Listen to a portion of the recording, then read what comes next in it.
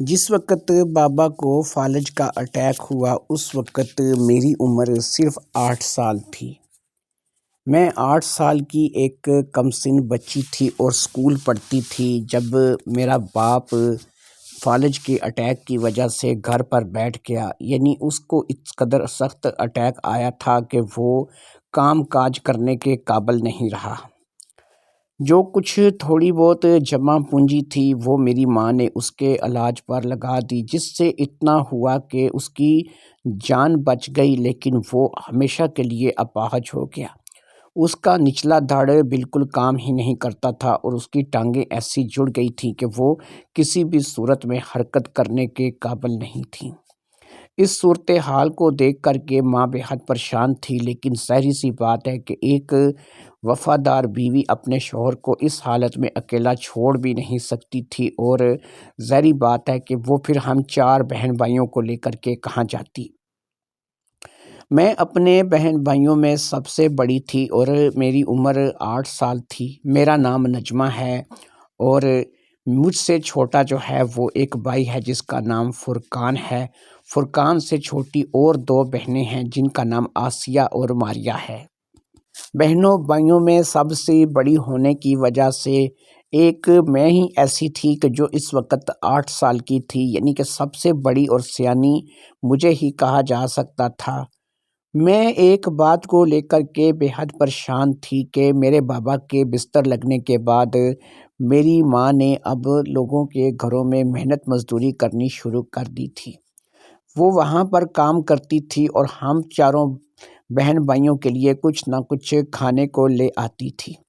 جس مکان میں ہم لوگ رہتے تھے یہ مکان کرائے کا تھا اور اس کا کرایہ کچھ زیادہ نہیں تھا،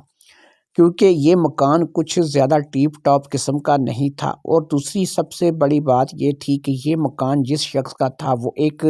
NRI تھا اور زیادہ تر باہر کے ملک میں ہی رہتا تھا۔ کبھی وہ سالوں بعد یہاں پر آتا تھا تو مکان کے کرائے میں کوئی خاص اضافہ نہیں کرتا تھا اور ہم لوگوں کے حالات دیکھ کر کے ہم سے کچھ زیادہ مطالبہ نہیں کرتا تھا۔ ہم لوگ یہ 3 کمروں کے مکان کا صرف 5,000 روپے کرایہ دیتے تھے، اور یہ ہم پچھلے 7-8 سال سے دیتے چلے آ رہے تھے، اور 5,000 روپے کرائے میں ہی ہم یہ 3 کمرے، کچن، باتھ، برآمدہ اور چھوٹے سے صحن میں گزارا کرتے چلے آ رہے تھے۔ کیونکہ یہ کرائے کا مکان تھا اور ہم یہاں پر کرائے کے مکان میں رہ رہے تھے، اس لیے جب بابا کو فالج کا اٹیک آیا تو ماں کے پاس کچھ خاص جمع پونجی نہیں تھی۔ بابا پہلے بھی محنت مزدوری کا ہی کام کرتا تھا، وہ کون سا لینڈ لارڈ تھا کہ بہت سے پیسے ہم لوگوں نے اکٹھے کر رکھے ہوں گے۔ اس لیے بابا کے فالج کے اٹیک کے بعد ہمارے گھر کے حالات بہت زیادہ پریشان کن ہو گئے تھے، اور آخرکار ماں نے اس بات کا فیصلہ کیا تھا کہ وہ محنت مزدوری کرے گی۔ اسی محلے میں بہت سے لوگ ایسے تھے کہ جو اچھے کھاتے پیتے لوگ تھے، اور وہاں پر اس نے بہت سے لوگوں سے، بہت سی عورتوں سے کام کے سلسلے میں بات کی تھی، اس لیے اس گلی کی چند عورتوں نے اور اس محلے کے چند لوگوں نے اسے تھوڑا بہت اپنے گھر کا کام کرنے کے لیے دے دیا تھا۔ کبھی کسی گھر میں اسے برتن مانجنے ہوتے تھے، کسی گھر میں اسے کپڑے دھونے ہوتے تھے، اور کسی گھر کی صفائی کا کام تھا جو کہ اسے کرنا پڑتا تھا۔ اس میں وہ ہر گھر سے مہینے کا 3-4 ہزار روپے لیتی تھی، جس سے وہ 5-6 گھروں کے کام کر کے اتنا کما لیتی تھی کہ کم از کم وہ ہم بہن بھائیوں کی پرورش کر سکتی تھی، مکان کا کرایہ ادا کر سکتی تھی، بجلی گیس کے بل دے سکتی تھی۔ اتفاق کی بات یہ تھی کہ یہ مکان اگرچہ اتنا ٹیپ ٹاپ نہیں تھا، لیکن یہاں پر گیس لگی ہوئی تھی، اور ہم 4 بہن بھائی یہاں پر اپنی زندگی کے 6-7 سال گزار چکے تھے۔ کیونکہ ہمیں اس مکان میں رہتے ہوئے بھی تقریباً 7-8 سال ہو چکے تھے اور میں بھی 8 سال کی تھی، تو کہا یہی جاتا ہے کہ جب ہم لوگ نئے اس مکان میں آئے تھے تو اس وقت میں پیدا ہوئی تھی، اور پھر اسی طریقے سے میرے سارے بہن بھائی بھی اسی مکان میں ہی پیدا ہوئے تھے۔ اسی گلی میں آخری کونے پر ایک سورا دائی نام کی عورت رہتی تھی کہ جس کے ہاتھوں کی ہم چاروں پیدائش تھے، یعنی کہ میرے والد نے کبھی میری ماں کو کسی ہاسپٹل وغیرہ میں نہیں لے کے گیا تھا اور دائی کے ہاتھوں ہی ہم چاروں لوگ پیدا ہوئے تھے۔ میں اب اتنی سیانی تو ہو چکی تھی کہ تھوڑا تھوڑا کچھ سمجھنے لگی تھی، لیکن اب بھی ظاہری بات ہے کہ بابا کی حالت یا ماں کی مجبوری یا اپنے بہن بھائی کے معاملات کو میں اس طریقے سے نہیں دیکھ سن سکتی تھی کہ جس طریقے سے مجھے جو ہے وہ ہوش مند اگر میں لڑکی ہوتی تو میں دیکھ سن سکتی۔ بہرحال ایک بات لے کر کے مجھے جو ہے وہ بے حد پریشانی ہو رہی تھی۔ اس گھر کے جیسا کہ میں نے آپ کو بتایا کہ 3 کمرے تھے، ایک کمرہ وہ تھا کہ جو بابا کے پاس تھا، جس میں بابا کا بستر لگا ہوا تھا اور وہاں پر ہم بابا کو دوائی وغیرہ دیتے تھے یا بابا کو اگر کسی چیز کی ضرورت ہوتی تھی تو وہ ہم وہاں پر جا کے بابا کو دے دیتے تھے۔ کیونکہ فالج کا مریض جو ہے وہ زیادہ سخت غذا بھی نہیں کھا سکتا، تو اس لیے ان کے لیے زیادہ تر ایسی ہی چیزیں بنتی تھی کہ جیسے دلیا وغیرہ یا کھچڑی ایسی چیزیں ہوتی تھی جو کہ بڑی ہی مشکل کے ساتھ میری ماں میرے باپ کو کھلایا کرتی تھی اور وہ بیچارہ اس حالت میں بڑی مشکل سے یہ چیزیں کھایا کرتا تھا۔ دوسری طرف جو دوسرا کمرہ تھا اس میں اس نے ہم چاروں بہن بھائیوں کے سونے کا انتظام کر رکھا تھا، یعنی کہ ہم چاروں بہن بھائی اس دوسرے کمرے میں سوتے تھے۔ میں 8 سال کی نجمہ،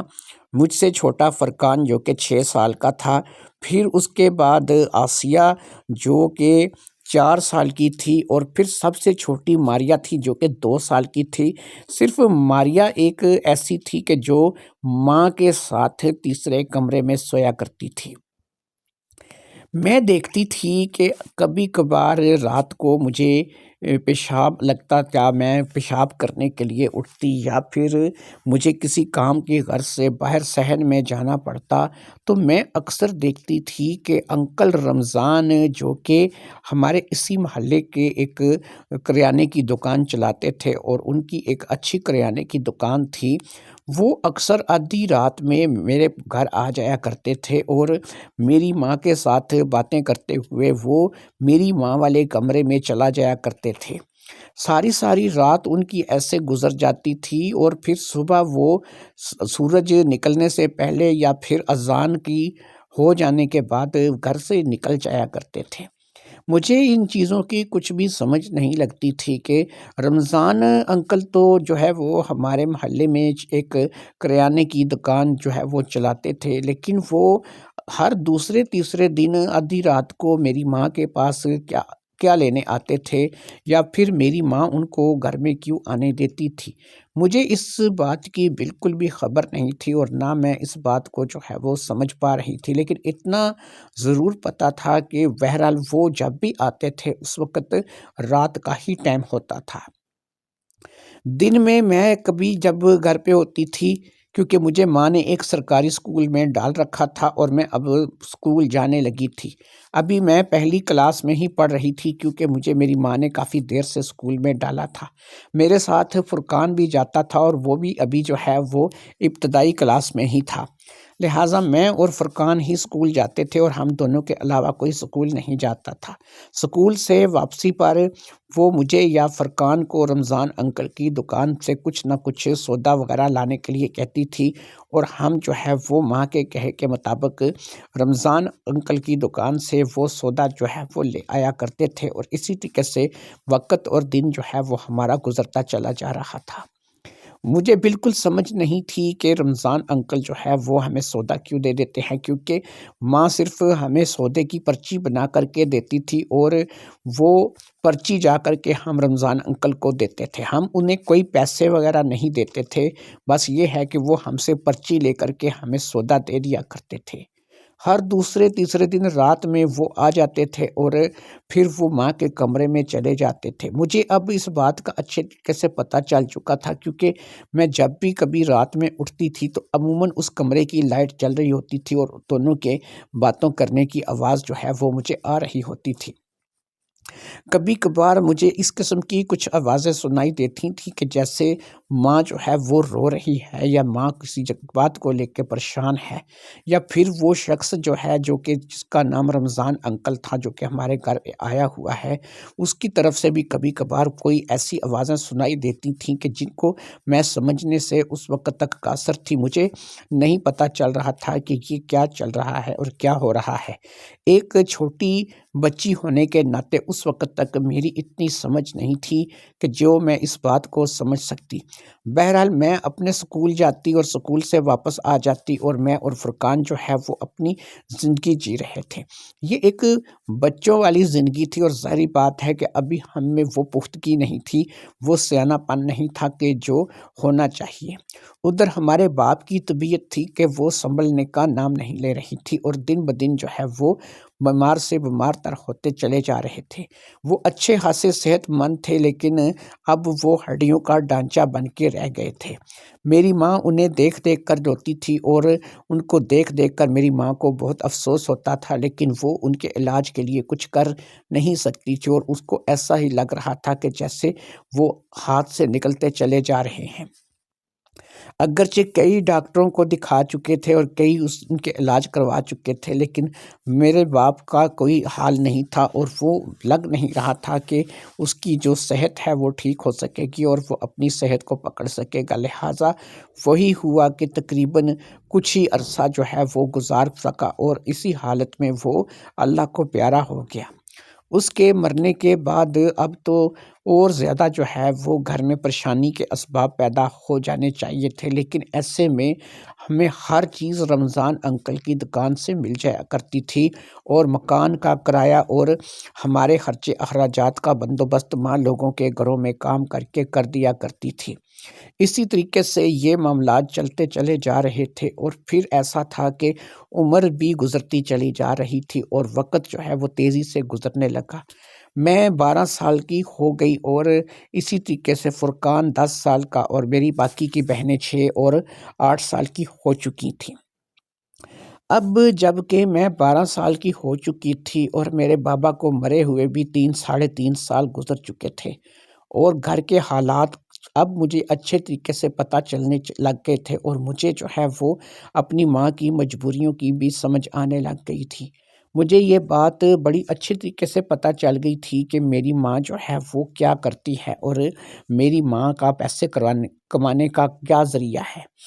وہ لوگوں کے گھروں میں برتن وغیرہ مانجھ کر کے تو پیسے کماتی تھی، لیکن رمضان انکل کے جتنے بھی خرچے اخراجات تھے، یا جو بھی ان کی دکان سے وہ منگوایا کرتی تھی، آٹا دال چاول چینی وغیرہ جو بھی، اس کے پیسے وہ رات میں ان کو ادا کیا کرتی تھی، جس وقت وہ رات میں آیا کرتے تھے۔ رمضان انکل کی خود کی بھی بیوی تھی، لیکن وہ ایک انتہائی موٹی اور بالکل ہی ایک ایسی عورت تھی کہ جس کے ساتھ کوئی شخص 2 منٹ بھی بات کرنا گوارا نہ کرے۔ اس لیے اکثر رمضان انکل کی اپنی بیوی کے ساتھ لڑائی ہی رہتی تھی، اور وہ دونوں جب دیکھو آپس میں لڑتے جھگڑتے رہتے تھے۔ ان کے معاملات اس نہج پر تھے کہ مجھے نہیں لگتا تھا کہ ان دونوں کے درمیان کچھ آپس میں پیار محبت والی بات ہوگی۔ یہی پیار محبت وہ میری ماں کے پاس آ کر کے تلاش کرتے تھے، اور میری ماں بھی اپنی مجبوری کو سامنے رکھ کر کے ہر بات ماننے کے لیے مجبور تھی۔ اب کیونکہ عمر میری 12 سال ہو چکی تھی، اور مجھے بھی اب وہ اثرات محسوس ہونے لگے تھے کہ میں نے بھی خود میں یہ باتیں محسوس کرنی شروع کر دی تھیں کہ میں نے بھی جوانی کی دہلیز کی طرف قدم بڑھانا شروع کر دیا تھا۔ اگرچہ میں ابھی اس قدر جوان نہیں تھی، لیکن میں اب اپنے آپ کو جو ہے وہ ایک ایسی لڑکی سمجھ رہی تھی جو کہ آہستہ آہستہ جو ہے وہ جوانی کی طرف بڑھ رہی ہے، اور بہت جلد وہ وقت بھی آ جائے گا کہ میں بھی ایک نوجوان لڑکی جو ہے وہ بن جاؤں گی۔ ایسے میں اب ایک چیز جو تھی وہ میں نوٹس کر رہی تھی، لیکن یہ بات اس وقت تک میری ماں کے علم میں نہیں تھی۔ یہ میں نے نوٹس کی تھی کیونکہ میرے خود کے اپنے ساتھ ہو رہی تھی، تو اس لیے اس بات کو میں ہی نوٹس کر رہی تھی۔ میں جب بھی کبھی رمضان انکل کی دکان پر کچھ سودا وغیرہ لینے کے لیے جاتی، تو میں دیکھتی کہ رمضان انکل کی نظر جو ہے وہ مجھ پر ٹکی ہوئی ہے۔ وہ مجھے اس قدر جو ہے گھورتا تھا، ایسا لگتا تھا کہ جیسے وہ آنکھوں کے ذریعے سے میرے اندر تک اتر جانا چاہتا ہے، ایسا مجھے لگتا تھا۔ اور وہ مجھے ایسے گھور گھور کر کے دیکھا کرتا تھا کہ میں خود اس بات کو لے کر کے شرما جاتی تھی اور تھوڑی جھیمپ سی جاتی تھی کہ یہ کیا کر رہا ہے۔ مجھے اس وقت تک اس بات کی خبر اتنی نہیں تھی کیونکہ ابھی میں 12 سال کی تھی، کچھ مجھے باتوں کی خبر تھی، کچھ باتوں کی مجھے خبر نہیں تھی۔ لہٰذا میں نے اس بات کو کئی بار محسوس کیا تھا کہ اس کی نظروں میں میرے لیے جو ہے وہ کچھ خاص پیغام ہے، لیکن شاید اس عمر میں اس پیغام کو سمجھنے سے قاصر تھی۔ رمضان انکل کوئی ایسا نوجوان لڑکا نہیں تھا، میں اسے انکل اگر بول رہی تھی، وہ میری ماں سے بھی 5-10 سال بڑا ہی رہا ہوگا، اور اس وقت اس کے لحاظ سے تو میں بالکل ایک بچی تھی اور چھوٹی سی بچی تھی۔ اور پھر میں اکیلی تھوڑی تھی، میرے بعد میرا ایک بھائی تھا فرقان، اس کے بعد آسیہ، اور پھر اس کے بعد ماریا تھی، یعنی کہ ہم ٹوٹل 4 بہن بھائی تھے، جس میں سے ہم 3 تو لڑکیاں تھیں۔ اب اگر اس نے باری باری سے اسی طریقے سے ہم سب بہنوں پر اپنی نظر گڑانا شروع کر دی تو ظاہر سی بات ہے کہ یہ بات ہم لوگوں کے لیے مستقبل کے لیے کچھ زیادہ اچھی نہیں تھی۔ ماں کو شاید ان باتوں کا ابھی اندازہ بھی نہیں تھا، کیونکہ ماں جو ہے وہ ان باتوں کو شاید محسوس ہی نہیں کرتی تھی۔ اس پر جس قدر ذمہ داری تھی وہ اپنی ذمہ داری کو نبھا لیتی یا اپنی ذمہ داری کو سمجھ لیتی تو یہ بہت بڑی بات تھی۔ ان باتوں کو سوچنے کے لیے شاید ابھی اس کے پاس ٹائم نہیں تھا۔ میں جب بھی دکان پر جاتی میں اس بات کو محسوس کرتی، آخر کار مجھ سے رہا نہیں گیا اور میں نے اس بات کو لے کر کے ماں سے بات کرنے کا فیصلہ کر لیا۔ لہٰذا اس روز جب میں دکان سے چاول لے کر کے گھر آئی اور اس وقت دیکھا تو ماں آلو کاٹ رہی تھی۔ ہم آلوؤں والے چاول بنانا چاہ رہے تھے، اس لیے مجھے ماں نے چاول لینے کے لیے بھیجا تھا، اور میں جب واپس آئی تو میرا موڈ کچھ خراب تھا۔ شاید ماں نے بھی اس بات کو نوٹ کر لیا اور مجھ سے پوچھا کہ نجمہ کیا بات ہے، تم کس بات کو لے کر کے پریشان ہو، تمہارا موڈ کچھ خراب دکھ رہا ہے۔ میں نے کہا اماں پریشانی کی تو بات ہے، میں جب بھی رمضان انکل کی دکان پر کچھ بھی چیز لینے کے لیے جاتی ہوں، رمضان انکل بہت گھور گھور کر مجھے دیکھتے ہیں، ان کے نظروں میں پتہ نہیں کیا بات ہے کہ مجھے ان کا دیکھنا اچھا نہیں لگتا۔ اس لیے ماں اب اگر رمضان انکل گھر آئیں تو تم انہیں سمجھانا اور ان کو کہنا کہ تم نجمہ کو گھور کر مت دیکھا کرو، نجمہ کو یہ بات بڑی بری لگتی ہے۔ ماں بھی کسی ہنسی ہنس کر چپ ہو گئی، شاید اس نے بھی اس بات کو سمجھ لیا تھا کہ میں کیا کہنا چاہ رہی ہوں۔ جتنی میری عمر تھی اس کے مطابق ہی میں نے بات کرنی تھی اور میں نے اپنی بات بہرحال ماں کے سامنے کر دی تھی۔ ماں بھی اس بات کو لے کر کے خاموش ہو گئی تھی، بس اس نے ایک پھیکی سی ہنسی کو ہنس کر دکھا دیا تھا۔ رمضان انکل کا ہمارے گھر اسی طریقے سے آنا جانا لگا رہا۔ یہاں پر ایک بات میں آپ کو اور بتا دوں کہ محلے کے بہت سے لوگوں کو اس بات کے لیے اعتراض تھا کہ رمضان آئے دن ہمارے گھر آتا ہے، لیکن یہاں پر ایک چیز تھی جو کہ ماں محلے کے لوگوں کو کہتی تھی، اور اس کے کہنے کے بعد محلے کے لوگوں نے ماں کا اعتبار کر لیا تھا، اور ماں کی اس بات کے بعد محلے کے لوگوں کی باتیں بند ہو چکی تھیں اور ان کا منہ جو ہے وہ اس کو بات کو لے کر کے بند ہو چکا تھا۔ ماں کا کچھ کہنا یوں تھا کہ اسے میں نے منہ بولا بھائی بنایا ہوا ہے، اور وہ میرا بھائی ہے، میرے دکھ درد کا ساتھی ہے اور میرا بہت احساس کرتا ہے۔ میں بہت سے سامان کی چیزیں اس سے منگوا لیتی ہوں اور وہ تھوڑے تھوڑے کر کے مجھ سے پیسے لے لیتا ہے۔ میں نے اسے اپنا بھائی بنایا ہوا ہے۔ آپ لوگ اگر کچھ اور سوچتے ہو تو پھر یہ آپ لوگوں کی سوچ کی غلط فہمی ہے۔ وہ میرا بھائی ہے اور بس مجھ سے کبھی کبھار ملنے کے لیے چلا آتا ہے۔ کچھ لوگوں نے اس بات پر بھی اعتراض کیا تھا کہ وہ عموماً رات میں ہی کیوں آتا ہے، وہ آنا چاہے تو دن میں بھی آ سکتا ہے۔ اس بات کو لے کر کے ماں نے جواب دیا تھا کہ وہ دن میں دکان پر مصروف ہوتا ہے اس لیے نہیں آتا ہے، اور ظاہری بات ہے کہ دن کو اس نے دکانداری کرنی ہوتی ہے۔ تو ماں نے لوگوں کو اس بات کا یقین دلا دیا تھا کہ ماں اسے اپنے بھائی کی طرح ہی سمجھتی ہے، اور اس کے اور ماں کے درمیان میں کچھ بھی ایسا نہیں ہے کہ جس کو لے کر کے کوئی سوال اٹھایا جا سکے۔ لوگ اس بات کو جانتے تھے کہ میری ماں میرے باپ کی بڑی وفادار تھی، پھر میرا باپ بیمار ہوا اور فوت ہو گیا، اور میری ماں نے محنت مزدوریاں کر کے ہم لوگوں کی پرورش کی ہے، اور آج تک کبھی میری ماں کی شکایت کسی گھر سے کسی بات کو لے کر کے نہیں آئی تھی۔ اس لیے شاید لوگوں نے اس بات کا اعتبار کر لیا کہ اگر یہ کہتی ہے تو ٹھیک ہی کہتی ہوگی، اس کا ٹکر اس کے ساتھ نہیں ہوگا۔ اگر اس نے اسے بھائی بنایا ہوا ہے تو ہمیں بھائی اور بہن کے پوتر رشتے پر شک نہیں کرنا چاہیے۔ یہ ایک بڑا پاک رشتہ ہے، اور ہم ایسے ہی ان دونوں کو لے کر کے شک کریں۔ رمضان انکل کو بھی ان باتوں کا پتہ تھا کہ گلی محلے کے لوگ باتیں بناتے ہیں، اور ان سے بھی جب کوئی اس بارے میں سوال کرتا تھا تو وہ ایک ہی بات کہتے تھے کہ بھئی پہلی بات تو یہ ہے کہ یہ میری بہن ہے، اور میں اپنی بہن کے گھر کسی بھی وقت آ سکتا ہوں۔ یہ ضروری نہیں کہ کوئی سگا رشتہ ہی ہو تو آپ لوگ اس کو بھائی بہن سمجھے، یہ مجھے سگی بہنوں سے بھی بڑھ کر ہے، اور میں نے جو ہے ہمیشہ دکھ درد میں اس کا ساتھ دیا ہے، اور اس نے میرا ساتھ دیا ہے۔ تو یہاں پر اگر میں آتا ہوں تو اسے اپنی بہن کا گھر سمجھ کر کے آتا ہوں، اور پھر اس کے جو بچے ہیں وہ یتیم ہیں، اور میں انہیں بھی اپنی بھانجیاں اور بھانجے سمجھ کر ہی یہاں پر آتا ہوں۔ آپ لوگوں کو پتہ نہیں کیا مجبوری ہے یا کیا آپ کو پریشانی ہے کہ آپ لوگ ایک سیدھے سادے رشتے کو بھی کوئی اور نام دینے پر تلے ہوئے ہو۔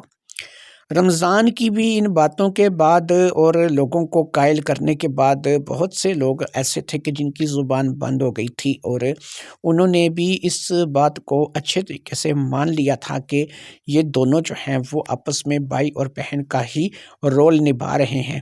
اب یہ رول جو ہے یہ واقعہ ہی بھائی اور بہن کا تھا یا یہ رول کچھ اور تھا،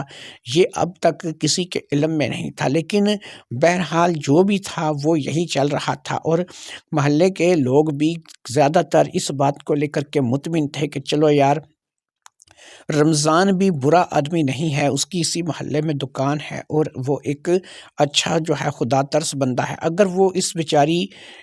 بیوہ پر کچھ اپنا ترس کر رہا ہے یا اسے کچھ دے رہا ہے تو ہمیں اس میں کوئی اڑچن نہیں ڈالنی چاہیے، اس لیے ہمیں رکاوٹیں کھڑی کرنے کی بجائے خود بھی اگر ہو سکے تو اس کی کچھ نہ کچھ مدد کرنی چاہیے۔ اسی طرح گلی محلے کے لوگ مل ملا کر کے ہماری کچھ نہ کچھ مدد بھی کر دیا کرتے تھے۔ کبھی بچوں کے اترے ہوئے کپڑے ہمیں دے دیتے تھے، تو کبھی جو ہے وہ اسی قسم کی کچھ اور چیز ہوتی تھی، کھانے کے لیے کوئی چیز ہوتی تھی وہ مل جاتی تھی۔ عید شبرات پہ گلی محلے میں سے بہت سے لوگ جو ہے وہ ہمیں 150 روپے پکڑا دیتے تھے شبرات کے نام پر، یا عید کے نام پر بھی ہمیں پیسے مل جایا کرتے تھے۔ جو لوگ اپنے بچوں کے لیے پٹاخے وغیرہ لایا کرتے تھے وہ ہمیں بھی اس میں سے کوئی نہ کوئی چیز دے دیا کرتے تھے، تاکہ ہم لوگ بھی ان کی شکل نہ دیکھیں اور ان کے ساتھ ہی عید یا شبرات منا سکیں۔ اس بات کو مزید کچھ عرصہ گزر گیا اور میں اب 13 سال کی ہو چکی تھی، اور اب میرے اندر نسوانی حسن کے آثار نظر آنے لگے تھے۔ میں خود بھی اب اپنے آپ کو محسوس کرتی تھی، اور مجھے پتہ چل چکا تھا کہ میں نے جوانی کی دہلیز پر قدم جو ہے نہ صرف کہ رکھ دیا ہے، بلکہ اب اگر صحیح معنوں میں دیکھا جائے تو میں ایک جوان لڑکی ہی تھی۔ بہت سی چیزیں اس عمر میں انسان کو خود بخود پتہ چل جاتی ہیں، اور مجھے بھی اب بہت سی چیزوں کے بارے میں خود بخود جو ہے علم ہو چکا تھا۔ کچھ جب میں اسکول جاتی تھی تو وہاں پہ سکھی سہیلیاں ایسی تھیں کہ جو باتوں باتوں میں اپنا کوئی تجربہ یا اپنی کوئی بات میرے ساتھ شیئر کرتی تھیں، اور ان کے ذریعے سے بھی کچھ نہ کچھ معلومات جو ہے وہ مجھے ملتی رہتی تھی۔ یعنی اب جو بچگانہ ذہن تھا وہ آہستہ آہستہ پختہ ہونے لگا تھا، لیکن ابھی بھی ظاہری بات ہے 13 سال کوئی عمر نہیں ہوتی۔ ایسے میں ایک بڑی ہی عجیب و غریب سی بات ہوئی، اور اس بات نے مجھے چونکا کر کے رکھ دیا۔ رمضان انکل نے اپنے چھوٹے بھائی کے لیے میرا رشتہ مانگا۔ یہ رشتہ اس نے میری ماں سے بات کی۔ رمضان انکل کا چھوٹا بھائی بھی مجھ سے اچھا خاصا بڑا تھا، جو کہ اس وقت کم از کم 30 یا 32 سال کا رہا ہوگا۔ میں نے اسے کئی مرتبہ دیکھا ہوا تھا اور کئی بار رمضان انکل کی جگہ وہ دکان پر بیٹھا ہوتا تھا، لیکن وہ بھی ہمیں سودا دے دیا کرتا تھا اور کھاتے میں لکھ لیا کرتا تھا، کیونکہ رمضان انکل کی طرف سے اسے اس بات کی ہدایت تھی کہ وہ ہم سے پیسے وغیرہ نہ مانگا کرے، اور بعد میں خود جب ہمارے پاس ہوا کریں گے تو خود رمضان انکل ہم سے پیسے لے لیا کریں گے۔ اب جب رمضان انکل نے اپنے چھوٹے بھائی سلیمان کے لیے میرا رشتہ مانگا تو میری ماں نے کہا کہ یہ تو ابھی بہت چھوٹی ہے، بچی ہے۔ رمضان انکل نے اس بات پہ زور دیا کہ اتنی بھی بچی نہیں ہے، اب یہ جوان ہو چکی ہے اور ہر بات کو ظاہری بات ہے کہ سمجھنے لگی ہے۔ آج اس کی شادی کرو تو سال بعد بچہ نہ ہو تو تب کہنا۔ یہ باتیں تو ٹھیک ہیں، لیکن ابھی یہ 5ویں میں پڑھ رہی ہے، اتنی زیادہ کوئی سیانی بھی نہیں ہے، اور تھوڑا سا صبر جو ہے وہ کر لو۔ میں تم سے یہ وعدہ کرتی ہوں کہ یہ بچی جو ہے یہ میں تمہیں تمہارے بھائی کے ساتھ ہی بیاہ دوں گی اور اسی تمہیں ہی دوں گی، لیکن یہ ہے کہ اسے کم از کم 2-3 سال اور بڑا ہو جانے دو۔ اب رمضان انکل نے کہا چلو ٹھیک ہے، میں جو ہے نا زیادہ نہیں، سال بھر اور انتظار کرتا ہوں۔ اس وقت یہ 13 سال کی ہے، جب یہ 14 سال کی ہو جائے گی تو پھر اس کی شادی کر کے جو ہے وہ تم مجھے میرے بھائی کے لیے دے دو گی۔ اب صورتحال یہ تھی کہ میری ماں اس بات کو لے کر کے سوچنے لگی، اور واقعی میں وہ اس بات کو لے کر کے گہری سنجیدگی میں چلی گئی۔ میں نے دیکھا کہ اب میری ماں، پہلے تو پھر بھی اس کے چہرے پر کبھی کبھی ہنسی نظر آتی تھی، لیکن اب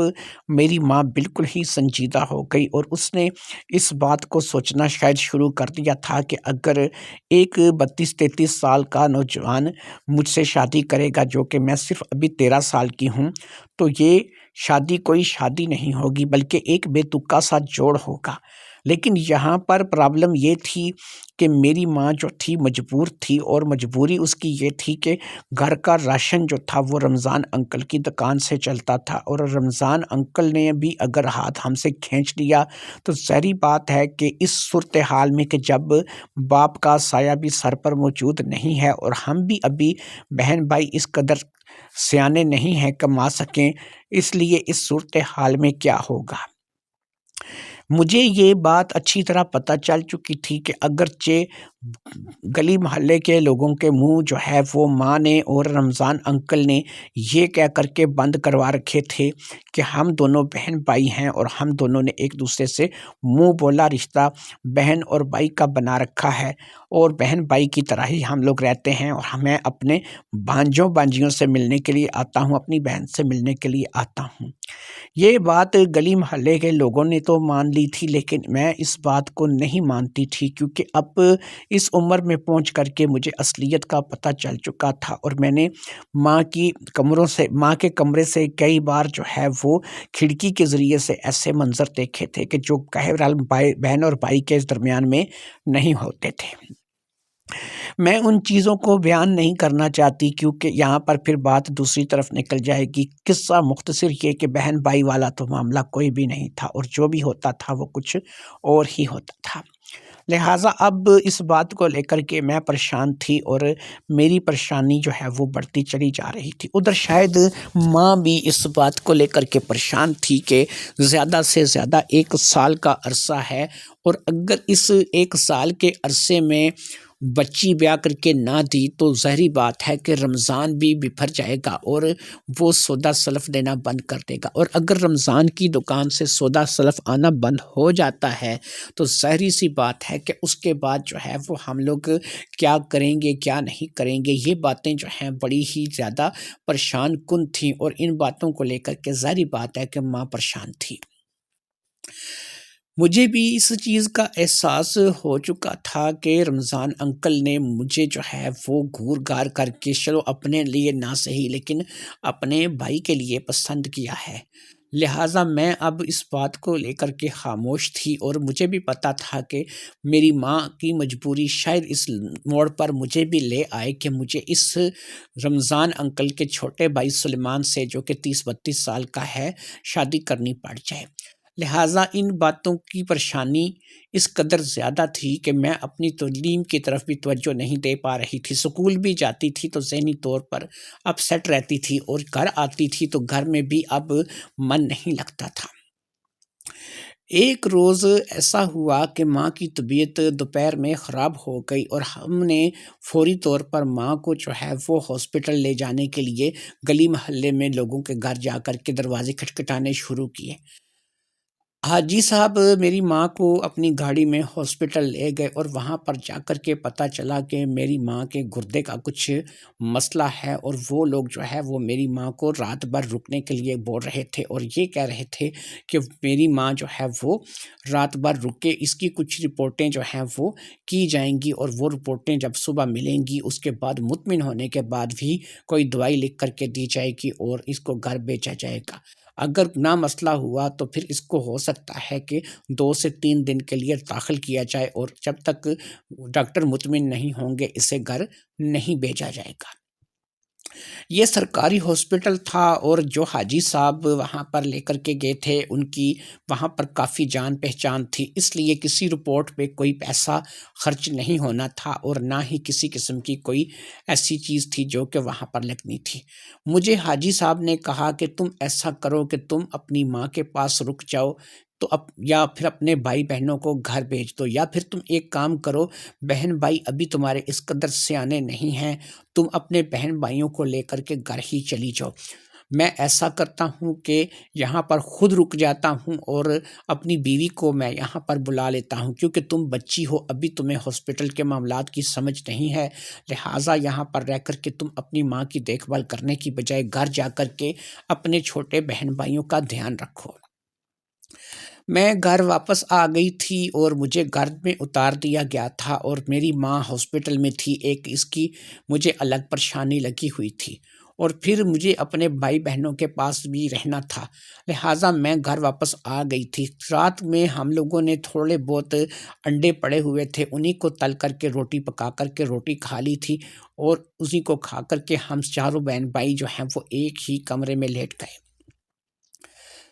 اسی رات تقریباً 12 بجے کے قریب کا ٹائم تھا کہ باہر دروازے پر دستک ہونی شروع ہوئی، اور دستک 2 سے 3 مرتبہ ہوئی، تو مجھے پتا تھا کہ پہلے تو کوئی بھی آتا ہے تو ماں اٹھ کر کے دروازہ کھول دیتی ہے، لیکن آج کیونکہ ماں نہیں ہے اور ماں کی طبیعت خراب ہے، اس لیے مجھے ہی اٹھ کر جا کر کے دروازہ کھولنا پڑے گا اور پوچھنا پڑے گا۔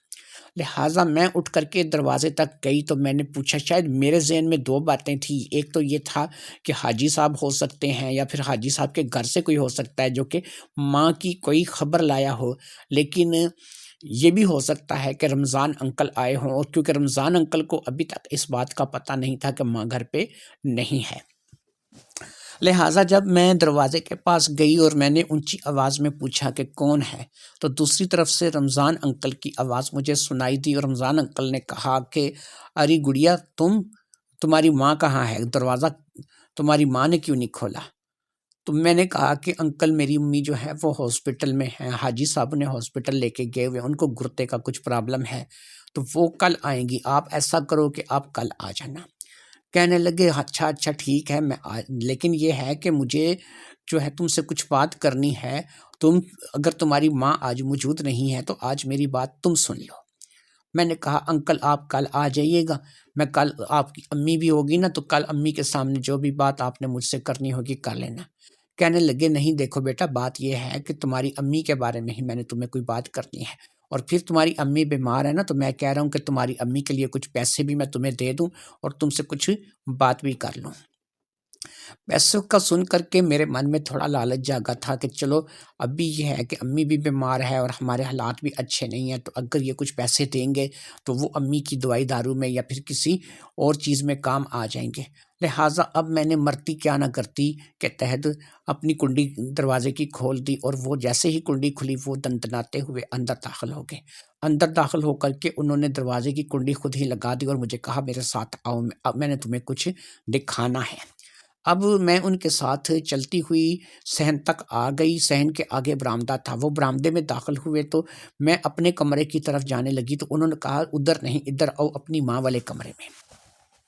میں نے کہا چلو ٹھیک ہے میں آتی ہوں، اب مجھے تھوڑا سا ڈر بھی لگ رہا تھا، یقین پوچھے میں اندر سے نا تھوڑی کانپ رہی تھی، مجھے ایسا محسوس ہو رہا تھا کہ کچھ غلط ہونے جا رہا ہے، مجھے ماں والے کمرے میں نہیں جانا چاہیے تھا۔ میں کیونکہ بہت سی چیزیں کھڑکی سے دیکھ چکی تھی، اس لیے مجھے پتا تھا کہ اس کمرے میں کیا ہوتا ہے، لہٰذا میں ڈر رہی تھی۔ لیکن انکل نے مجھے پچکارا اور کہا کہ دیکھو بیٹا، ڈرنے کی کوئی بات نہیں ہے، تم بے فکر ہو کر کے میرے ساتھ اندر آ جاؤ۔ میں کمرے میں داخل ہو گئی، جیسے ہی میں کمرے میں داخل ہوئی، اب اس کمرے میں جو ہے وہ 2 چارپائیاں بچھی ہوئی تھیں اور اس کے علاوہ تھوڑا سا سامان تھا جو کہ یہاں پہ پڑا ہوا تھا، کچھ خاص چیزیں اس کمرے میں نہیں تھی۔ غریبوں کے گھر میں اور ہوتا ہی کیا ہے۔ جیسے ہی میں کمرے میں داخل ہوئی، انکل نے اس کمرے کا دروازہ بھی بند کر دیا اور اندر سے کنڈی لگا دی۔ اب میں بہت زیادہ ڈر گئی، میرے تو رنگ پھنگ اڑ چکے تھے اور میں جو ہے وہ کانپ رہی تھی۔ میں نے کانپتے کانپتے لہجے میں بڑی کپکپائی آواز میں انکل سے کہا، انکل آپ نے کنڈی کیوں بند کر دی ہے؟ انکل نے مجھے کندھے سے پکڑ کر چارپائی پر بٹھایا اور کہا کہ میں تمہیں ابھی بتاتا ہوں کہ میں نے کنڈی کیوں بند کر دی ہے۔ یہ الفاظ انکل نے جس لہجے میں کہے تھے وہ لہجہ تھوڑا عجیب سا تھا، مجھے انکل کے لہجے میں تھوڑی شیطانیت کی جھلک سی محسوس ہوئی تھی، اور پھر ہوا بھی یہی تھا کہ انہوں نے مجھے کندھے سے پکڑ کر کے جیسے ہی چارپائی پر بٹھایا، اس کے بعد انہوں نے مجھے ایک دھکا دے دیا، جس دھکے سے میں چارپائی کے اوپر جو گرتی چلی گئی۔ میں جیسے ہی چارپائی کے اوپر گری، انہوں نے مجھے اوپر سے دبوچ لیا۔ انہوں نے مجھے اچھی طریقے سے پکڑ رکھا تھا، ایک ہاتھ انہوں نے میرے منہ پر رکھ لیا تھا اور دوسرے ہاتھ سے انہوں نے اپنی انگلی سے چپ کا اشارہ کیا اور مجھے ایک بات انہوں نے کہی کہ اگر تم نے کچھ بولنے کی کوشش کی یا کسی کو کچھ بتانے کی کوشش کی تو تمہاری ٹانگیں توڑ دوں گا۔ میں تو پہلے ہی اس قدر ڈری ہوئی تھی، میں کیا بولتی کیا کرتی، میں آپ کو بتا نہیں سکتی کہ اس سچویشن میں میرے اندر کیا کیفیت تھی۔ میں نے جو کپڑے پہنے ہوئے تھے ان کپڑوں میں نے پیشاب کر دیا، یعنی میری شلوار کے اندر ہی میرا پیشاب نکل گیا۔ میں اس قدر ڈری ہوئی تھی کہ پیشاب میرے اندر ہی خارج ہو گیا۔ اس کے بعد انہوں نے اس چیز کو دیکھ لیا کہ میں جو ہے بہت زیادہ ڈر گئی ہوں اور میرا پیشاب جو ہے وہ میرے اندر ہی خطا ہو گیا ہے اور میں نے اپنے کپڑوں کو گندا کر دیا ہے۔ لیکن وہ اس بات کو لے کر کے پریشان ہونے کی بجائے ایک شیطانی سی ہنسی ہنسنے لگے۔ ایک ایسا رمضان انکل آج میں دیکھنے کو مل رہا تھا کہ جسے میں نے کبھی اس سے پہلے نہیں دیکھا تھا۔ پھر اس نے میرے ساتھ وہی سب کچھ کرنا شروع کر دیا جو کہ میں کھڑکی سے کئی بار دیکھ چکی تھی، اور پھر اسی طریقے سے وہ رات گزر گئی۔ اس روز میرے بہن بھائی تو اپنے اپنے کمرے میں جا کر کے سو چکے تھے، لیکن ان کی سب سے بڑی بہن یعنی کہ میں نجمہ اس روز اس کمرے میں نہیں گئی۔ ساری رات میں اسی کمرے میں تڑپتی رہی، بھڑکتی رہی اور انتہائی درد اور تکلیف کے عالم میں چیختی اور چلاتی رہی، لیکن میری سننے والا کوئی نہیں تھا۔ یہ گھر ہمارا بڑا عجیب تھا، اس کے کمرے بڑے عجیب طرز کے بنے ہوئے تھے۔ اگر اس کمرے کی چٹکی لگا دی جائے اور دروازہ بند کر دیا جائے تو اندر سے آپ جتنا مرضی چیختے اور چلاتے رہو، اس کی آواز باہر نہیں جاتی تھی۔ یہی چیز تھی کہ میری بھی شاید آواز کسی نے نہیں سنی ہوگی، اور اگر میری چیخنے یا چلانے کی اس کمرے سے آواز باہر گئی بھی ہوگی تو کھڑکی کے راستے سے تھوڑی بہت جو ہے وہ اتنی آواز گئی ہوگی کہ زیادہ سے زیادہ وہ برآمدے تک پہنچی ہوگی۔ جہاں تک وہ برآمدے تک پہنچی ہوگی، دوسرے کمرے تک میرے بھائی بہنوں کو پتہ نہیں ہوگا کہ دوسرے کمرے میں میرے ساتھ کیا ظلم ہوا ہے اور میں کہاں تک پہنچ چکی ہوں۔ میرے اندر نفرت کی ایک لہر تھی جو کہ اس رمضان انکل کے لیے اٹھی تھی، اور میں اندر ہی اندر ٹوٹ کر کے رہ گئی تھی۔ میں نے من ہی من ایک بات کا فیصلہ کر لیا تھا کہ میں اس کے ہتھے اب نہیں چڑھوں گی، اور میں جو ہے نہ ہی اس کے بھائی کے ساتھ شادی کروں گی۔ اس کے بھائی کے ساتھ شادی کرنے کا مطلب یہ تھا کہ اس کے بھائی کی تو میں دلہن بن کے جاؤں گی، جو کہ کافی عمر کا تھا، لیکن یہ مجھے کب چھوڑے گا۔ اس لیے میں نے من ہی من میں اس بات کا فیصلہ کر لیا تھا کہ نجمہ، یہ جو تجھ سے ہو گیا ہے نا، یہ تیری زندگی کی پہلی اور آخری غلطی ہے، اور اب تو نے ایسی کوئی غلطی نہیں کرنی ہے۔ لہٰذا اس روز صبح ہوتے ہی وہ چلا گیا، اور وہ مجھے اچھا خاصا دھمکا کر کے گیا تھا کہ میں یہ بات کسی کو نہیں بتاؤں گی، اگر میں نے یہ بات کسی کو بتائی وہ میری ٹانگیں توڑ دے گا۔ 5,000 روپے کے نوٹ اس نے مجھے ایسے ہی پکڑا دیے تھے اور کہا تھا کہ انہیں اپنے پاس رکھنا اور خوب خرچ کرنا، کوئی چیز لینی ہو تو لے لینا۔ وہ 5,000 روپے کی رقم میرے ہاتھ میں پکڑا کر کے میرے ساتھ رات بھر ظلم کرنے کے بعد وہاں سے رخصت ہو چکا تھا۔ صبح کے ٹائم پہ مجھ سے چلا بھی نہیں جا رہا تھا، میری حالت بے حد خراب تھی، لہٰذا گرتی پڑتی میں کسی نہ کسی طریقے سے اپنے کمرے میں پہنچی اور آ کر کے سو گئی۔ پتہ نہیں میں کب تک سوئی رہی کہ مجھے فرقان اور آسیہ نے اٹھایا اور کہا کہ باجی ناشتہ بنا دو، ہمیں بھوک لگی ہے۔ میں نے فرقان اور آسیہ کے لیے اپنے آپ کو مار لیا اور وقتی طور پر میں نے اپنے آپ کو اس تکلیف کے حالت میں بھی اٹھا لیا۔ اب میں مرتی مرتی اٹھی اور اٹھ کر کے میں ایک دفعہ واش روم چلی گئی۔ واش روم جا کر کے میں نے دیکھا تو کوئی حال نہیں تھا، بہت ہی برا حال تھا۔ میں نے اپنے آپ کو پانی ڈال کر کے اچھے طریقے سے فریش کیا اور اس کے بعد میں واپس آ گئی۔ اب میں نے ناشتے کی طرف توجہ کی اور فرقان اور آسیہ کو ساتھ ملا کر کے میں ناشتہ بنانے لگی۔ چھوٹی ماریا بھی گھر پر ہی تھی، وہ ماں کے پاس نہیں تھی، وہ بھی میرے پاس آ گئی تھی۔ ماریا اب اتنی چھوٹی نہیں رہی تھی کہ وہ کھا پی نہیں سکتی تھی، وہ بھی اب کافی سیانی ہو چکی تھی، اس لیے ہم سب ہی بہن بھائی بیٹھ کر کے کھانا کھانے لگے اور وہ ناشتہ وہ میں نے بنایا تھا۔ بس دودھ کا ڈبہ گھر میں پڑا تھا تو میں نے چائے تیار کر دی تھی اور اس کے ساتھ آٹا گوندھ کر کے میں نے روٹیاں بنا لی تھیں۔ گھی کے کنستر میں گھی بالکل تھوڑا سا دکھائی دے رہا تھا، میں نے تھوڑا تھوڑا گھی ایک سائیڈ پر سب بہن بھائیوں کو لگا کر کے دے دیا تھا، کیونکہ میں اب ماں کے ساتھ کام کرواتی رہتی تھی، لہٰذا اس بات کا اب مجھے بھی کافی حد تک اندازہ اور تجربہ ہو چکا تھا کہ ناشتہ کیسے بناتے ہیں۔ گھر کے کھانے وغیرہ بھی میں بنا لیتی تھی۔ دوپہر تک ماں کو حاجی صاحب واپس لے آئے، ماں کی طبیعت بہتر تھی اور ماں وہ دوائیوں کا ایک شاپر اٹھائے ہوئے اور کچھ رپورٹیں وغیرہ ساتھ لیے ہوئے آ گئی۔ ماں جب گھر آئی تو ماں نے محسوس کر لیا تھا کہ میری طبیعت کچھ ٹھیک نہیں ہے اور میں کچھ صحیح طریقے سے نہیں چل پا رہی ہوں۔ میں لنگڑا لنگڑا کر کے چل رہی تھی اور حالت تھی کہ میری بہت ہی بری تھی۔ اس بات کو ماں نے محسوس کر لیا تھا، تو لہٰذا ماں نے بہن بھائیوں کو ایک طرف کر کے مجھے ایک سائڈ پہ لے جا کر کے مجھ سے ساری بات پوچھی۔ اب جب ماں نے مجھ سے یہ ساری بات پوچھی تو میری آنکھوں سے بڑے بڑے آنسو گرنے لگے اور میں نے اپنی ماں کو اپنی ساری تکلیف بتا دی۔ میری بات سن کر ماں کو بہت غصہ آیا اور وہ مجھے اس وقت گھر میں چھوڑ کر کے فوری طور پر گھر سے روانہ ہو گئی۔ وہ شاید رمضان انکل کی دکان کی طرف گئی تھی۔ تقریباً آدھے گھنٹے بعد اس کی رمضان انکل کی دکان سے واپسی ہوئی اور اب وہ کوئی نارمل دکھائی دے رہی تھی۔ وہ غصہ جو وہ لے کر کے گئی تھی وہ اب اس کا شانت ہو چکا تھا۔ وہ گھر آئی اور مجھے لے کر کے اسی کمرے میں چلی گئی جس کمرے میں میں لٹی تھی۔ اس نے مجھے جا کر کے چارپائی پر بٹھایا اور مجھے اس نے کہا، دیکھو نجمہ، میں تمہیں جو بات بتانے جا رہی ہوں اس بات کو غور سے سننا اور میری مجبوری کو سمجھ کر کے چلنا۔ دیکھو بیٹا، تم اچھی طرح سے جانتی ہو کہ تمہارا باپ وہ ہمارے سر پر نہیں رہا ہے، مکان کرائے کا ہے اور گھر کے بہت سے خرچے اخراجات ہیں، اور سب سے بڑی بات یہ ہے کہ کھانے پینے کی سب سے بڑی پریشانی ہے جو کہ ہم لوگ اس کا کوئی مستقل حل نہیں کر سکتے۔ مجھے پتہ ہے رمضان نے جو بھی کیا ہے وہ بہت برا کیا ہے، لیکن اس کے باوجود میں اب یہی کر سکتی ہوں کہ تمہیں تسلی اور دلاسا ہی دے سکتی ہوں، کیونکہ اگر میں رمضان کے ساتھ بگاڑ دیتی ہوں تو اس کی دکان سے راشن ملنا بند ہو جائے گا۔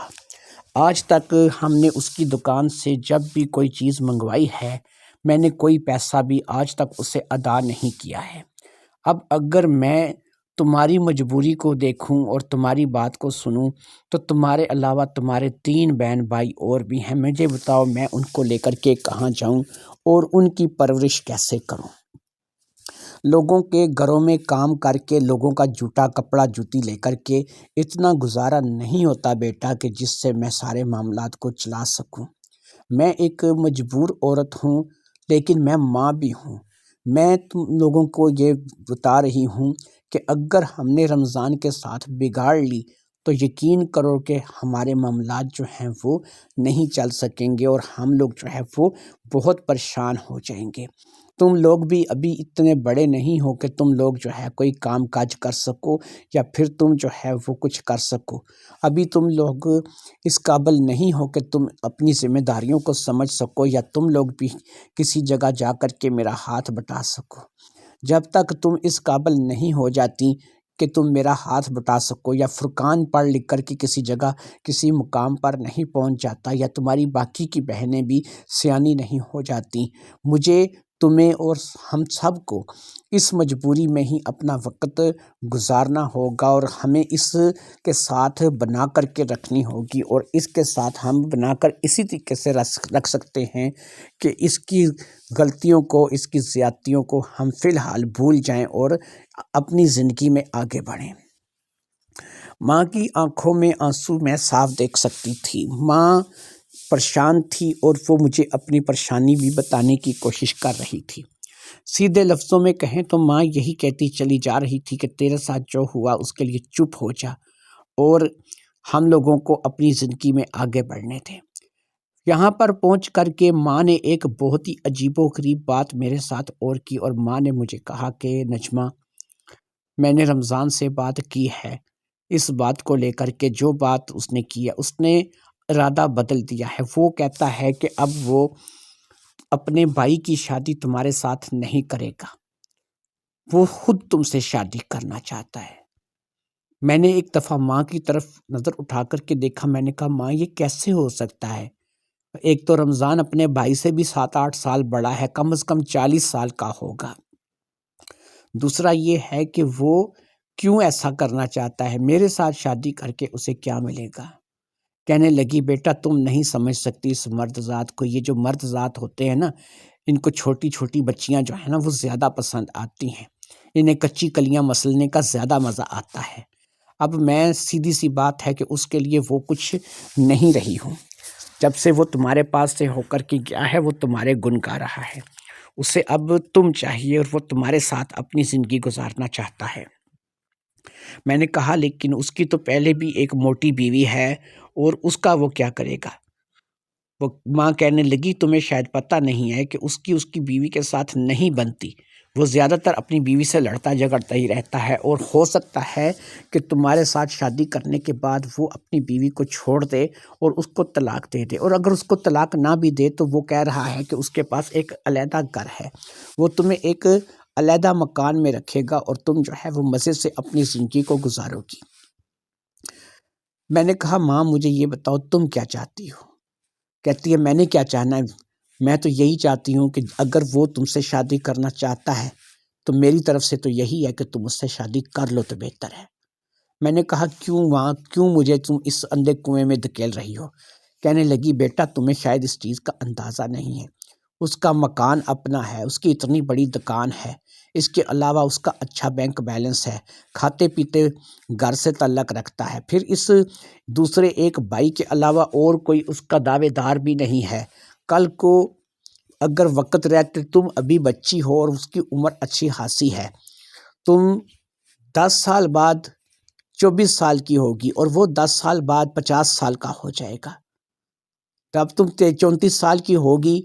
اس کے 10 سال بعد یعنی اگلے 20 سال میں تم 34 سال کی ہوگی اور وہ 64 سال کا ہو جائے گا، اور کیا پتا کہ وہ 64 سال تک رہے یا نہ رہے،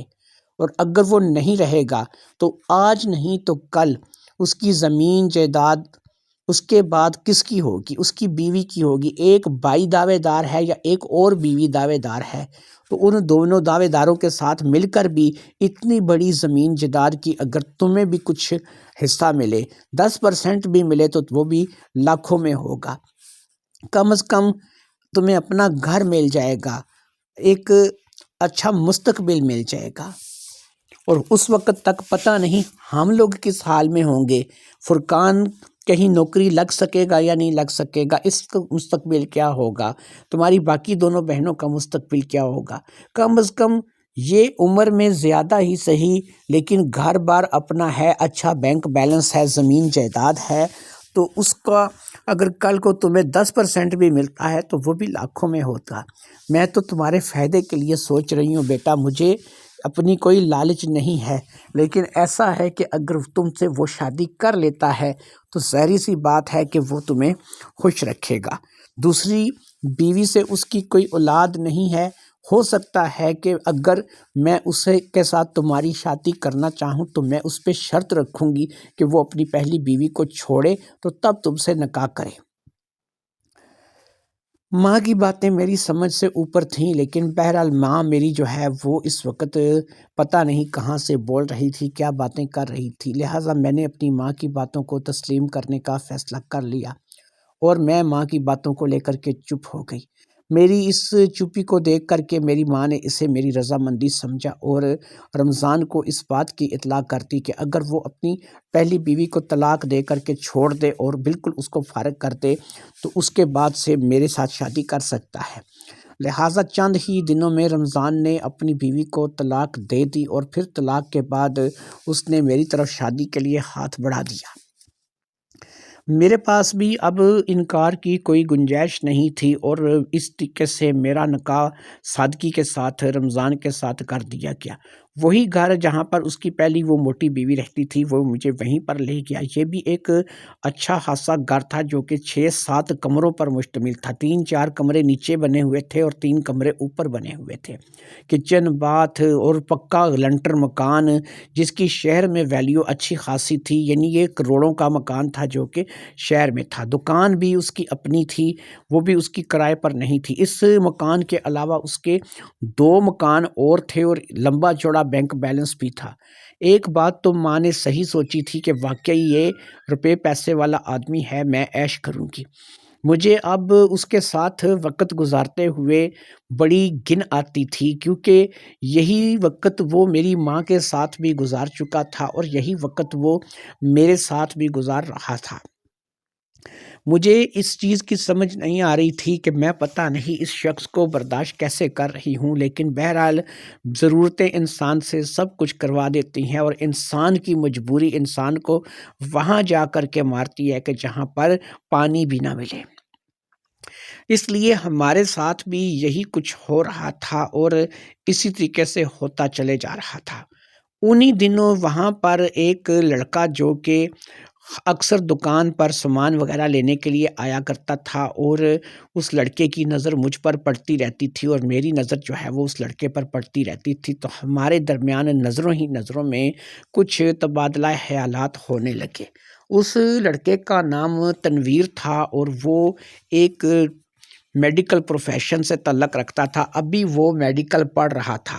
میں نے تو شادی کے بعد آگے پڑھائی چھوڑ دی تھی، لیکن وہ لڑکا میڈیکل پڑھ رہا تھا۔ اس لڑکے کے ساتھ اب میرا نین مٹکا چلنے لگا۔ جوانی جوانی ہی ہوتی ہے اور جوان آدمی کی کشش اپنی ہی ہوتی ہے، لہٰذا مجھے اس بات کو اقرار کرنے میں کسی قسم کی کوئی جو ہے وہ شرم نہیں ہے کہ میں واقعی اس کے ساتھ نین مٹکا کرنے لگی تھی اور مجھے اس کی ساتھ باتیں کر کے یا وقت گزار کے اچھا لگنے لگا تھا۔ رمضان سے چھپ کر کے ہم اکثر آپس میں باتیں وغیرہ کیا کرتے تھے، لہٰذا اس شخص نے کیا کیا کہ مجھے ایک نمبر اپنا دے دیا جس پہ اس کا واٹس ایپ نمبر بنا ہوا تھا۔ رمضان نے بھی مجھے موبائل لے کر دیا تھا اور مجھے موبائل چلانا بھی آتا تھا، اس لیے میں نے موبائل کو لاک لگا کے رکھا ہوا تھا کہ میری چیٹنگ یا میری باتیں جو ہے وہ رمضان کو سمجھ میں نہیں آ سکتی تھی، نہ وہ اسے پڑھ سکتا تھا۔ ویسے بھی وہ میرا موبائل وغیرہ کم ہی چیک کرتا تھا، کیونکہ اس سے شاید کچھ ضرورت سے زیادہ ہی خود اعتمادی تھی اور اسی خود اعتمادی کے چلتے اس نے کبھی ان چیزوں پہ غور نہیں کیا تھا۔ لہٰذا میری تنویر کے ساتھ چیٹنگ ہونے لگی اور تنویر کے ساتھ چیٹنگ میں مجھے جو ہے بہت سی چیزوں کے بارے میں پتہ چلنا شروع ہوا۔ اس نے مجھے انٹرنیٹ، گوگل وغیرہ بہت سی چیزوں کے بارے میں تعلیم دی جو کہ میں نہیں جانتی تھی۔ میں موبائل تو چلا لیتی تھی لیکن ان چیزوں کے بارے میں میری اتنی نالج نہیں تھی۔ اسی طرح میری اور تنویر کی ان باتوں کو اور ان چیٹنگ کو تقریباً سال سے 1.5 سال گزر گیا۔ اس دوران نہ میں پریگننٹ ہوئی اور نہ ہی میرے ہاں کوئی بچے کا نظام ہوا۔ میں خود ابھی بچی تھی، لہٰذا میں اسی طریقے سے اپنی زندگی گزار رہی تھی۔ میں بس اس شخص کو برداشت کر رہی تھی کیونکہ میرے گھر کا سامان اب بھی اسی کی دکان سے جاتا تھا۔ اس کا چھوٹا بھائی سلیمان بھی مجھے شادی کے بعد پتہ چلا کہ وہ ایک نشئی آدمی ہے اور اسے باپ نے جائیداد سے آگ کر رکھا تھا۔ بس یہ تو اپنا فرض سمجھ کر کے اس کی شادی مجھ سے کروا رہا تھا، ادروائز اس منقولہ اور غیر منقولہ جائیداد سے وہ مکمل طور پر آگ تھا۔ اگر میرا شوہر آج اس سے کچھ ہو جائے اور میرا شوہر دنیا میں نہ رہے تو اس کے بعد یہ ساری جائیداد جو ہے یہ خود بخود مجھے ٹرانسفر ہو جائے گی، اور کیونکہ اس کا بھائی ایک اکلوتا بھائی ہے اور وہ بھی جائیداد سے آگ ہوا ہے، تو اس لیے ہو سکتا ہے کہ اسے بھی اس جائیداد سے کچھ حصہ نہ ملے۔ لہٰذا اب میں تدبیر کی باتوں کو لے کر کے سنجیدگی سے سوچنے لگی تھی اور میں نے اپنے لیے کچھ فیصلے کر لیے تھے۔ اس وقت میں 16 سال کی ہو چکی تھی اور مجھے بہت سی سمجھ آ چکی تھی، کیونکہ مجھے وقت سے پہلے ہی سیانہ کر دیا تھا رمضان انکل نے، میری ماں نے اور میرے حالات نے۔ اس لیے 16 سال کی عمر میں ہی میں نے ایک سنگین فیصلہ کر لیا تھا اور اس فیصلے پر میں نے عمل بھی کرنا شروع کر دیا تھا۔ لہٰذا اس فیصلے کا رزلٹ آنے کا مجھے انتظار تھا، اور پھر تقریباً 6 ماہ کی کوششوں کے بعد مجھے اس فیصلے کا رزلٹ مل گیا۔ ایک بڑا ہی میجر قسم کا دل کا اٹیک تھا جو کہ رمضان کو آیا تھا، اور اس دل کے اٹیک کی اتنی سختی تھی کہ وہ اس اٹیک کو برداشت نہیں کر سکا تھا اور اس دنیا سے کوچ کر گیا تھا۔ وہ دل کا اٹیک بہت ہی زیادہ ہارڈ قسم کا آیا تھا کہ وہ ہاسپٹل تک بھی نہیں پہنچ سکا تھا اور کوچ کر گیا تھا، اور اس کے مرنے کے بعد جیسا کہ میں نے سوچا تھا خود بخود اس کے بینک اکاؤنٹ کی مالک میں ہو چکی تھی، اس کے مکانوں کی مالک میں ہو چکی تھی جو کہ 1 نہیں 3 تھے، وہ دکان بھی میرے حصے میں آ گئی تھی، کوئی اور دعوے دار سامنے نہیں آیا تھا۔ جو اس کا بھائی تھا اس نے تھوڑا بہت کوشش کی تھی کہ اسے مل جائے، لیکن اس کا آق نامہ باقاعدہ سے اخبار میں نکالا گیا تھا جس کے بارے میں نے معلومات حاصل کر لی تھی، اور وہ اخبار لا کر کے میں نے اپنے پاس رکھ لی تھی۔ ان سب چیزوں پہ میری ملکیت ہو جانے کے بعد میں نے اپنی ماں کو، اپنے بھائی کو اور اپنی بہنوں کو بھی اپنے ساتھ یہیں پر بلا لیا، اور اپنا سامان لے کر کے وہ سب یہیں آ گئے۔ کرائے کا مکان ہم لوگوں نے چھوڑ دیا، اور اب ہم لوگوں کے حالات اس قدر بدل چکے تھے کہ ہم عیش و عشرت سے اپنی زندگی کو گزارنے لگے۔ دکان پہ میں خود بیٹھنے لگی اور اپنے ساتھ فرقان کو بٹھانے لگی۔ دکان کا کام ہم دونوں بہن بھائی نے مل کے سنبھال لیا۔ فرقان مجھے دکان کا مال لا کے دیتا اور میں اسے فروخت کرتی۔ دکان بھی اچھے خاصے منافع دیتی تھی اور ہم لوگ ڈیلی بیسس پر ہزاروں روپے کمانے لگے۔ ہمارے یقین کریں دن پھر گئے تھے اور اب ہم لوگ اچھا کھانے لگانے اور پہننے لگے تھے۔ اسی محلے میں جس میں ہم نے ایک طویل مدت جو ہے وہ کرائے کے مکان میں گزاری تھی، اسی محلے میں اب ہم لوگ جو ہے ایک بڑی کریانہ شاپ کی دکان جو تھے وہ چلا رہے تھے۔ 3 گھر تھے جو کہ میرے اپنے تھے۔ 2 گھروں سے مکان کا کرایہ آتا تھا، جبکہ ایک گھر وہ تھا جس میں میں اپنی ماں کے ساتھ اس وقت رہ رہی تھی۔ میں نے اپنی زندگی میں اس چیز کو پانے کے لیے کھویا بہت کچھ تھا، اور بہت سی راتیں میں نے تڑپ تڑپ کے جاگ کے گزاری تھیں، لیکن بہرحال مجھے کامیابی ہو گئی تھی۔ تنویر نے جب مجھے یوٹیوب کے بارے میں، انٹرنیٹ کے بارے میں اور گوگل کے بارے میں بتایا تھا تو میں نے دن رات ایسی چیزوں کی کھوج کرنی شروع کر دی تھی کہ جن کے کھلانے سے یا جن کے دینے سے انسان کو دل کا اٹیک آئے یا پھر اسے کوئی بیماری لگ جائے اور اس سے انسان کی زندگی ختم ہو جائے۔ لہٰذا میں اس معاملے میں ریسرچ کرتے کرتے کامیاب ہوئی تھی، اور مجھے ایک ایسی جڑی بوٹی کا پتہ لگا تھا جو کہ عام طور پر گلی محلوں میں گزرتے ہوئے کئی جگہ پر لگی ہوتی ہے۔ اگر اس کا رس کھانے میں ملا کر کے کسی انسان کو دینا شروع کر دیا جائے تو وہ انسان جو ہے وہ دل کمزور ہوتا چلا جائے گا اور دل کی بیماری میں وہ شخص مبتلا ہو جائے گا، اور پھر ایک ہی میجر دورہ اس کی جان بھی لے سکتا ہے۔ اور اگر اس کی صحت بہت اچھی ہوگی تو وہ انسان ہو سکتا ہے کہ پہلے دورے سے بچ جائے، لیکن دوسرا دورہ اس کے لیے انتہائی جان لیوا ثابت ہوگا۔ یہاں پر یہ تھا کہ وہ اپنی صحت کی بربادی تو پہلے بھی کر چکا تھا، کیونکہ کبھی میرے پاس کبھی میری ماں کے پاس اور پتہ نہیں اس کے علاوہ اور کہاں کہاں منہ مارتا تھا، تو اس کی صحت کی بربادی تو پہلے ہی ہو چکی تھی۔ لہٰذا اس جڑی بوٹی کا پتہ لگنے کے بعد میں نے اس جڑی بوٹی کا لا کر کے کافی سارا عرق نکال کر کے اپنے پاس رکھ لیا تھا۔ روزانہ اس کو جو سالن میں دیتی تھی اس میں چند قطرے اس کے ملا دیتی تھی، اور پھر میں اس بات کے انتظار میں تھی کہ کب مجھے اس چیز کا رزلٹ ملے گا۔ اس نے دل میں درد کی شکایت تو کئی بار کی تھی، جبکہ میں رات کو اٹھ کے اسے پانی وغیرہ پلا کر کے یا پھر کوئی گولی وغیرہ کھلا کر کے مطمئن کر کے سلا دیتی تھی، لیکن آہستہ آہستہ اس کا دل واقعی میں کمزور ہوتا چلا گیا، اور پھر ایک میجر دل کا دورہ اس کی جان لے گیا۔ وہ مر چکا تھا اور اب میری ماں کی مجبوری بھی ختم ہو چکی تھی، لیکن اب مجھے ایک بات دیکھ دیکھ کر کے اپنی ماں سے بھی گھن آتی تھی کہ میری ماں اگرچہ مجبور تھی، لیکن میری ماں نے میرے ساتھ ایک ہی چیز کو شیئر کیا تھا۔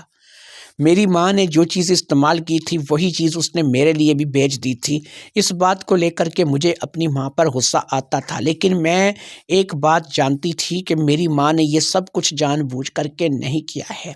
میری ماں مجبور تھی، اور اس کی جو بھی مجبوری تھی وہ بھی میرے سامنے تھی۔